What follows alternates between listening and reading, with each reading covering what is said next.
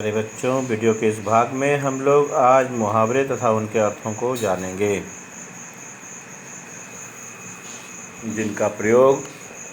जिन मुहावरों का प्रयोग हम लोग वाक्यों में करते हैं, जिससे माना जाता है कि साहित्य में मुहावरों के प्रयोग के द्वारा चार चांद लगाया जा सकता है। अर्थात अपनी कही गई बात को प्रभावशाली बनाने के लिए हम लोग मुहावरों का प्रयोग करते हैं।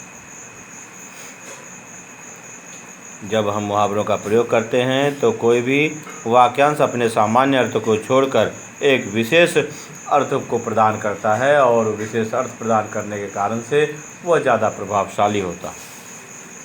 इसलिए मुहावरों का महत्व साहित्य में माना गया। मुहावरे अर्थ के साथ में इस प्रकार से हैं। अंग अंग टूटना अर्थात सारा शरीर दर्द करना।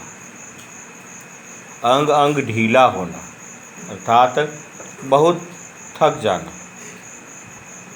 अंग अंग मुस्कुराना अर्थात बहुत प्रसन्न होना। वह अंग अंग टूटना से वाक्य अगर बनाएंगे तो कहेंगे तेज ज्वर से मेरा अंग अंग टूट रहा है। अगर अंग अंग ढीला होना से वाक्य बनाएंगे तो वाक्य इस प्रकार बनेगा, सुबह से लिखते लिखते मेरा अंग अंग ढीला हो गया है। अंग अंग मुस्कुराना, इसका प्रयोग अगर वाक्य में करेंगे तो वाक्य इस प्रकार से हो सकता है, परीक्षा में प्रथम आने के कारण मेरा अंग अंग मुस्कुरा रहा था। अंगूठा दिखाना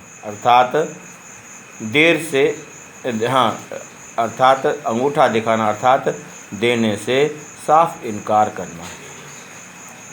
मैंने जब मोहन से अपने रुपये मांगे तो उसने अंगूठा दिखा दिया।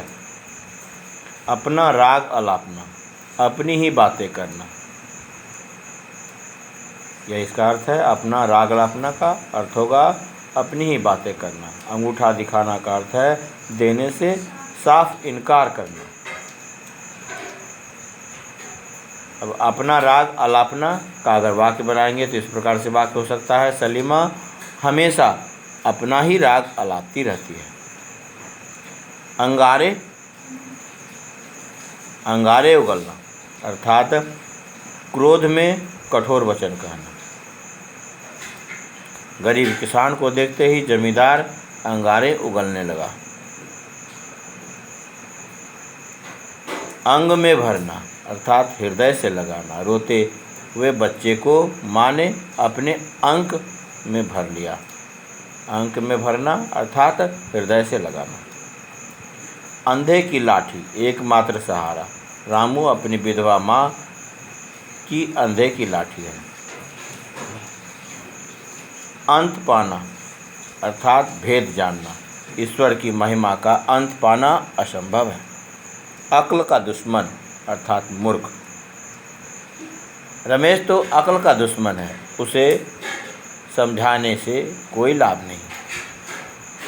अक्ल पर पत्थर पड़ना अर्थात मूर्खता का काम करना। मैंने तुम्हें क्या लाने को कहा था और तुम क्या ले आए? कहीं तुम्हारी अक्ल पर पत्थर तो नहीं पड़ गए?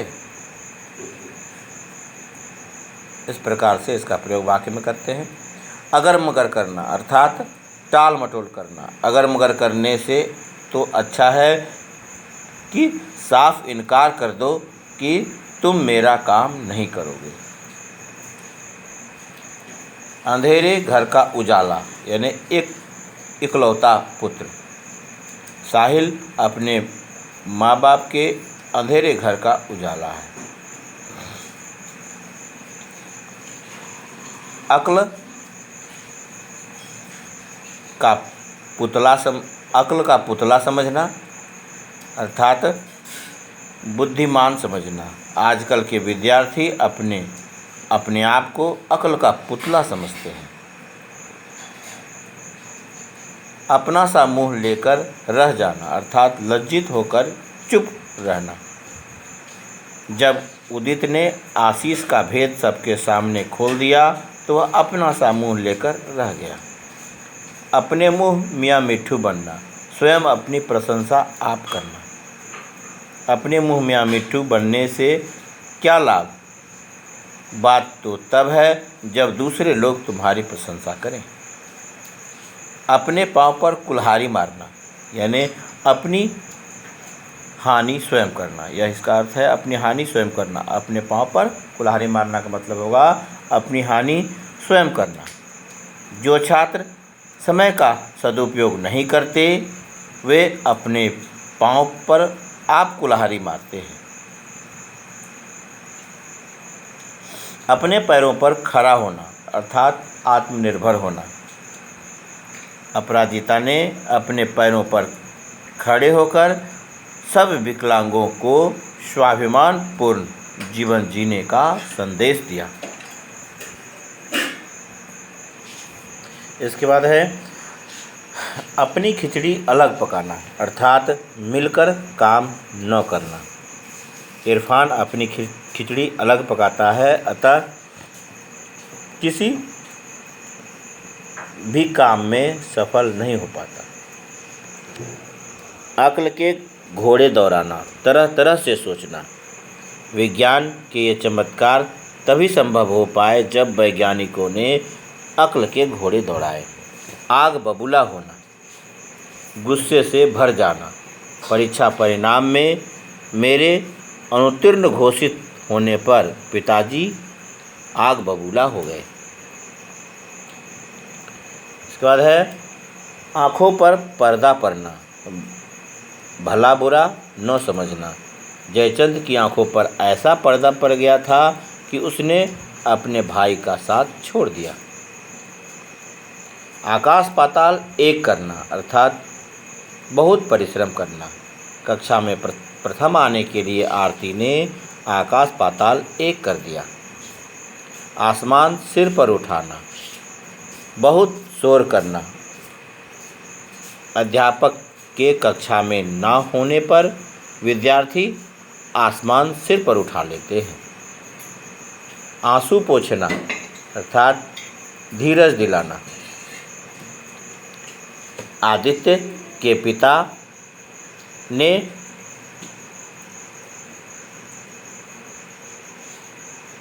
आदित्य के पिता के मृत्यु के पश्चात आशुतोष ही उसके आंसू पोंछने वाला रह गया है।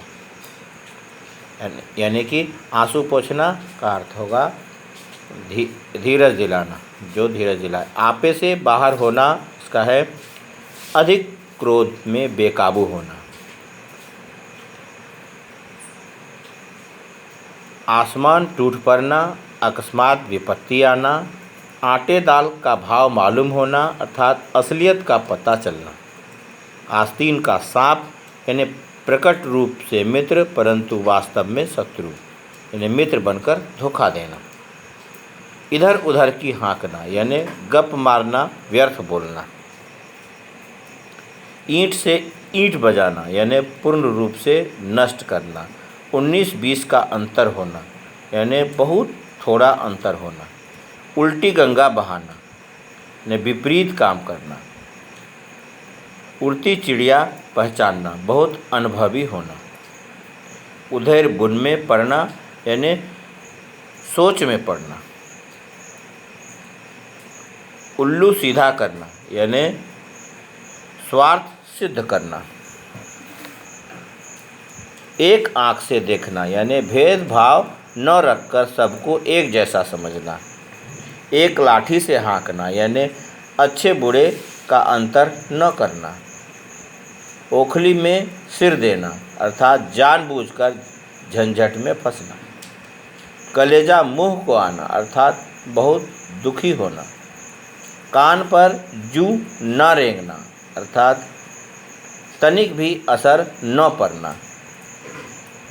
कलेजे पर सांप लौटना, ईर्ष्या से जलना यानी ईर्ष्या से जी जल जाना, ईर्ष्या से जलना। कंधे से कंधा छिलना यानी बहुत भीड़ के कारण आपस में टकरा कर चलना। कसौटी पर कसना यानी परीक्षा करना। कालिक पोतना यानी बेइज्जत करना। ख्याली पुलाव पकाना यानी कोरी कल्पना में डूबे रहना। खून का घूंट पीकर रह जाना अर्थात गुस्सा सहन कर लेना।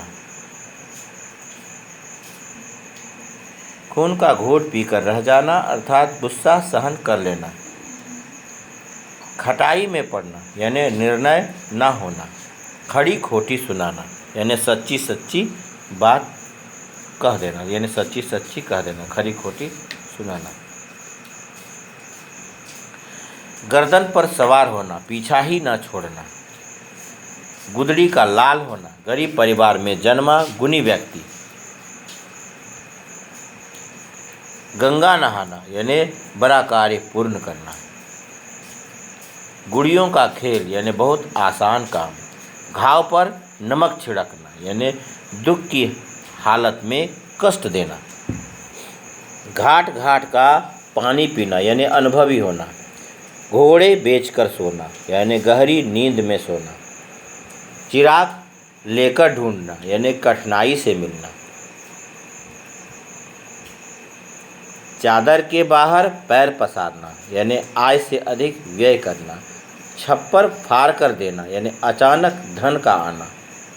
जिस डाल पर बैठना उसी को काटना यानी उपकारी का बुरा करना। जो उपकार करे उसका बुरा करना उसे कहते हैं जिस डाल पर बैठना उसी को काटना। टस से मस न होना, तनिक भी प्रभावित न होना। टेढ़ी उंगली से घी निकालना यानी सख्ती से कोई काम सिद्ध करना। टेढ़ी खीर यानी कठिन कार्य। डंके की चोट पर कहना यानी सरेआम कहना। तलवे चाटना यानी खुशामद करना। यह थे मुहावरे और उनके अर्थ तथा कुछ वाक्य प्रयोग। वाक्य अपने मन से बना सकते हैं, परंतु जब वाक्य बनाए तो उसमें जो अर्थ है वह अर्थ स्पष्ट होना चाहिए। वाक्य अपने मन से कुछ भी बना सकते हैं, यह नहीं कि उसका अर्थ स्पष्ट ना हो, ऐसा वाक्य बनाने से वह गलत होगा। वाक्य में उसका प्रयोग भी करने का होता है, लेकिन मुहावरों ज़्यादातर परीक्षाओं में मुहावरों के अर्थ दिए जाते हैं। इसमें बहुत सारे ऐसे मुहावरे हैं जो आपने शायद पहले ना सुने हों, इसलिए इस वीडियो को अवश्य देखें। इसके अगले भाग में जो है वह है लोकोक्ति।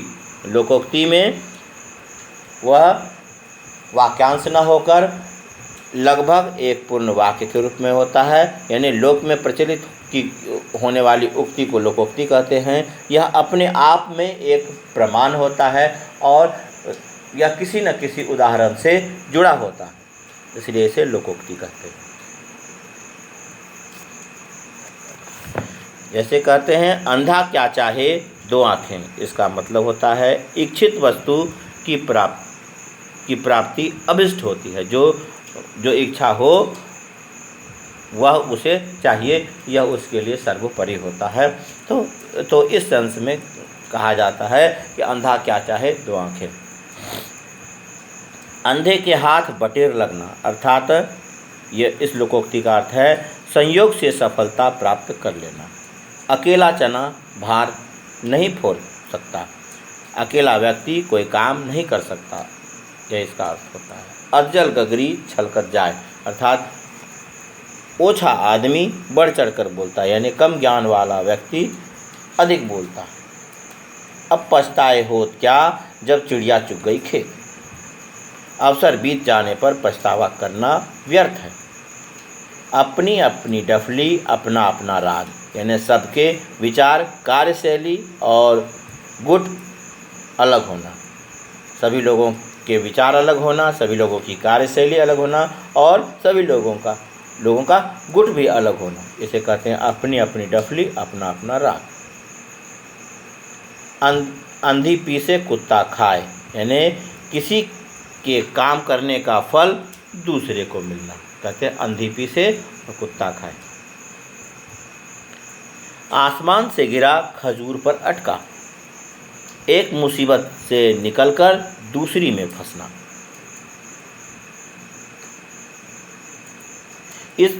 इस हाथ दे उस हाथ ले, यानी लेने का देना।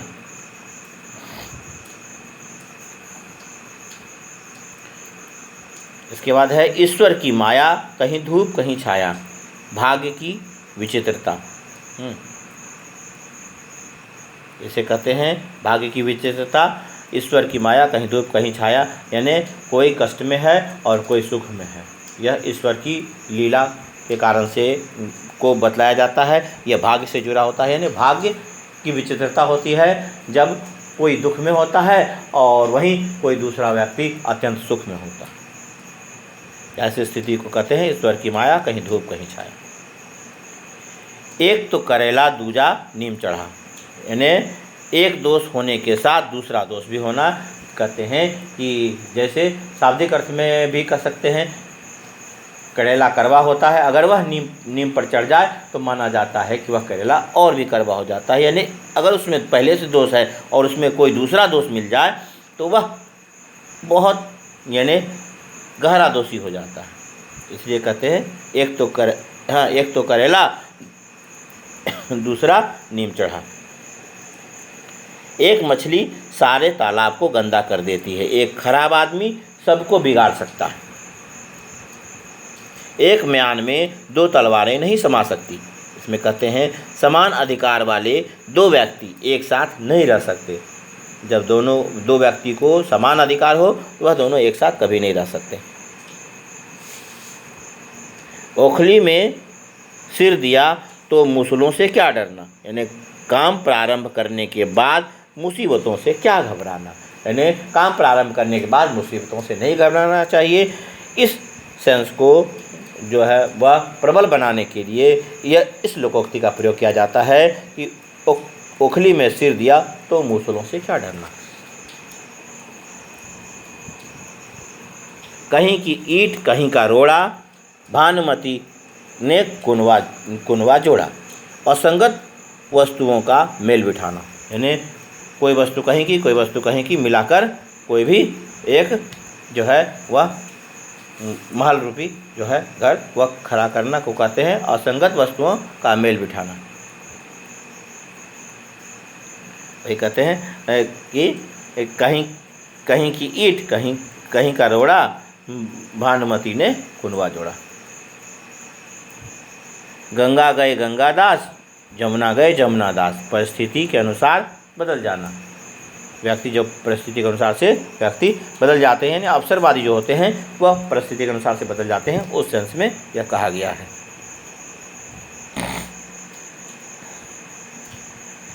इसके बाद कहते हैं चोर की दाढ़ी में तिनका, यानी दोषी स्वयं डरता है। जो व्यक्ति दोषी होता है वह स्वयं डरता है। इस सेंस में कहा जाता है कि चोर की दाढ़ी में तिनका। चमड़ी जाए पर दमड़ी ना जाए, बहुत कंजूस व्यक्ति को ध्यान में रखकर ऐसी बातें कही जाती हैं कि चमड़ी जाए यानी कि उसे शारीरिक कष्ट हो जाए लेकिन उसका पैसा खर्च ना हो। तो ऐसी स्थिति को कहते हैं चमड़ी जाए पर दमड़ी न जाए, तो अर्थ इसका होगा बहुत कंजूस होना। जैसी करनी वैसी भरनी। हाँ, तो किए का फल भोगना ही पड़ता है। अगर अच्छा करोगे तो अच्छा पाओगे और अगर बुरा करोगे तो बुरा पाओगे। इस सेंस में कहा जाता है जैसी करनी वैसी भरनी। डूबते को तिनके का सहारा, यानी मुसीबत में थोड़ी सहायता भी बहुत होती है। अगर व्यक्ति पर मुसीबत आ जाए और अगर कोई थोड़ी सी भी सहायता कर देता है तो वह बहुत बड़ा मदद होता है। तो उस सेंस में कहा जाता है डूबते को तिनके का सहारा। ना नॉर्मल तेल होगा ना राधा नाचेगी, यानी काम न करने का बहाना ढूंढना। हाँ, कि ना तो इसलिए कहा जाता है ना नॉर्मल तेल होगा और ना राधा नाचेगी, यानी तो काम करने के लिए तरह तरह के बहाने ढूंढने के सेंस में आता है। बोया पेड़ बबूल का तो आम कहाँ से होए। बुरे कर्मों का अच्छा फल नहीं मिल सकता, बुरे कर्मों का फल हमेशा बुरा होता है। यानी कि जैसे बबूल का पेड़ अगर लगाते हैं तो आप आम नहीं पा सकते, यानी आप अच्छे फल नहीं पा सकते। सांच को आँच नहीं, यानी कि सच्चे को डर नहीं। हींग लगे ना फिटकरी, रंग भी चोखा आए, यानी बिना खर्च किए अच्छा परिणाम आना। तो इस सेंस में कहते हैं कि हींग लगे ना फिटकरी, रंग भी चोखा आए। हीरे की कद्र जौहरी जाने, यानी गुणवान व्यक्ति ही गुणी को पहचानता है और गुणवान व्यक्ति ही दूसरे गुणवान को पहचान सकता है, इसलिए कहते हैं हीरे की कद्र जौहरी जाने। काला अक्षर भैंस बराबर होना, यानी निरक्षर यानी अनपढ़ होना। जो निरक्षर व्यक्ति होता है उसके लिए काला अक्षर भैंस के समान माना जाता है। इस सेंस को बतलाने के लिए इस लोकोक्ति का प्रयोग किया जाता है, यानी बिल्कुल निरक्षर जो व्यक्ति है उसके लिए इस लोकोक्ति का प्रयोग होता है। ऊँट के मुंह में जीरा, यानी आवश्यकता से बहुत कम होना, जितनी ज़रूरत है उससे बहुत कम हो तो उसे कहते हैं ऊँट के मुंह में जीरा। तो इस प्रकार से यह है कुछ मुहावरे और लोकोक्ति जो प्रमुख रूप से अर्थ के साथ थे। धन्यवाद। इसे सुने और अपनी आवश्यकता के अनुसार से रिपीट